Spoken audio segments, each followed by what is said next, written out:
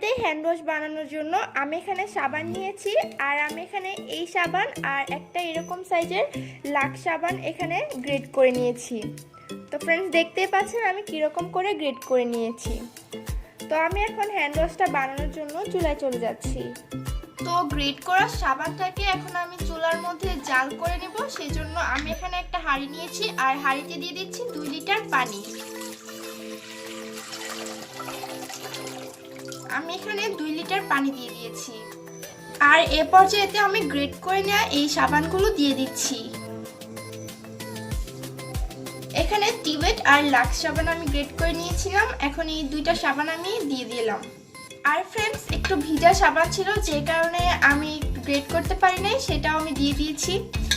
আর এখন আমি এইটা গলা পর্যন্ত ওয়েট করব। এখন আমি একটা চামচ দিয়ে ভালোভাবে নেড়ে চেড়ে দিব, এতে করে কিন্তু এই সাবানগুলো গলে যাবে, পানির সাথে একদম গলে যাবে।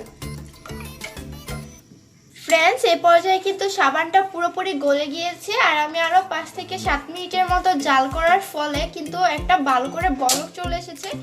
তো এখন আমি আর 2 থেকে 3 মিনিটের মতো জাল করে নিব। ফ্রেন্ডস, 2 থেকে 3 মিনিটের মতো আবারও ভালোভাবে জাল করে নিয়েছি, আর দেখুন কত সুন্দর একটা কালার হয়েছে। তো এখন আমি ঢেকে দিচ্ছি 8 ঘন্টার জন্য।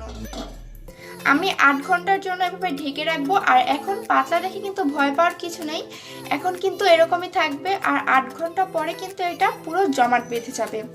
তো ওয়েট করছি 8 ঘন্টা পর্যন্ত, আর চুলার আঁচটা এখন বন্ধ করে এটা আমি অন্য জায়গায় নিয়ে রেখে দিচ্ছি। 8 ঘন্টা পরে ফিরে এসেছি, আর ফ্রেন্ডস দেখুন এখন কিন্তু পুরোপুরি জমে গিয়েছে।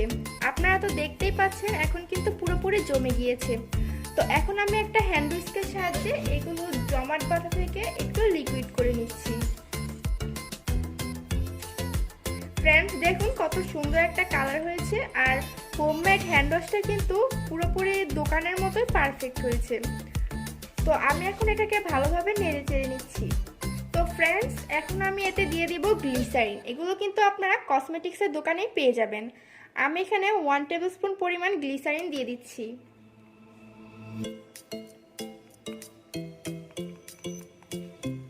তো ফ্রেন্ডস, আমি এই গ্লিসারিনটা 1 টেবিল স্পুনের মতো দিয়ে দিয়েছি। তো এখন আবার একটু ভালোভাবে মিক্স করে নিচ্ছি। আপনারা তো এর ঘনত্বটা দেখতে পাচ্ছেন যে কীরকম হয়েছে। এটা কিন্তু অনেকটাই পারফেক্ট হয়েছে। তবে আমি 8 ঘন্টা রেখেছি। আপনারা যদি এইটা জাল দেওয়ার সময় আরও বেশিক্ষণ জাল দেন তাহলে কিন্তু আরও কম টাইম লাগতে পারে। তবে আমার কিন্তু পুরোপুরি 8 ঘন্টাই লেগেছে। তো এখন এটা পুরোপুরি মিক্সড করে নেওয়া হয়ে গিয়েছে। তো এখন আমি এটা যেখানে সংরক্ষণ করব সেই পাত্রটা নিয়ে নিচ্ছি। ফ্রেন্ডস, এই হোমমেড হ্যান্ড ওয়াশটা সংরক্ষণ করার জন্য আমি এখানে একটা কাচের জার নিয়েছি। আপনারা কিন্তু এখানে হ্যান্ড ওয়াশের পাত্র নিতে পারেন, যেটার মধ্যে হ্যান্ড ওয়াশ শেষ হয়ে গিয়েছে সেটা ভালোভাবে পরিষ্কার করে নিতে পারেন। তবে আমার কাছে সেটা এখন খালি নেই, সে কারণে আমি একটা কাচের জার নিয়েছি। তো এখন আমি এটার মধ্যে ঢেলে দিচ্ছি।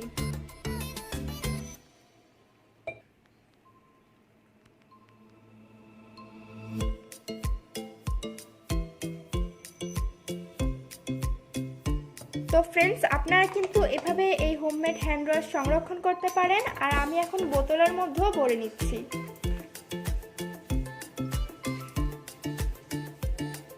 তো ফ্রেন্ডস, আমি কিন্তু মাত্র 20 টাকা খরচ করে মাত্র 2টা ছোট সাবান দিয়ে কিন্তু 2 লিটার হ্যান্ড ওয়াশ তৈরি করে ফেলেছি। তো আমি এখানে একটা বড় জারে, তাছাড়াও ছোট ছোট বোতলে কিন্তু রেখেছি। আপনারা কিন্তু চাইলে এখানে হ্যান্ড ওয়াশের খালি পাত্রেও রাখতে পারেন। তো আশা করছি আপনাদের কাছে এই ভিডিওটা ভালো লেগেছে। তো আপনারা কিন্তু দেখতেই পাচ্ছেন এই হোমমেড হ্যান্ড ওয়াশটা কিন্তু পুরোপুরি দোকানের মতো পারফেক্ট হয়েছে।